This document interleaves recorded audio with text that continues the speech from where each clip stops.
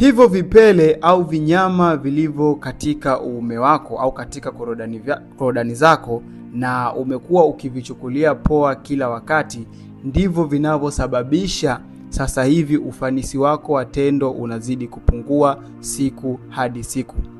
Hii ni kwa sababu virusi hivi vinapoingia katika mwili wako, hasa vinaposhambulia katika uume pamoja na korodani, huwa vinaenda kuharibu mishipa pamoja na misuli ambayo inapeleka taarifa katika uume wako. Sasa uume wako unapopata athari, ndipo hapo ufanisi wako wa tendo unapozidi kupungua siku hadi siku. Na ndiyo maana sasa hivi dakika 2 umechoka kabisa na wala hautamani kuendelea. Hii ni kwa sababu changamoto hiyo tayari imeshakuwa na imeshaathiri kwa kiasi kikubwa katika uume wako.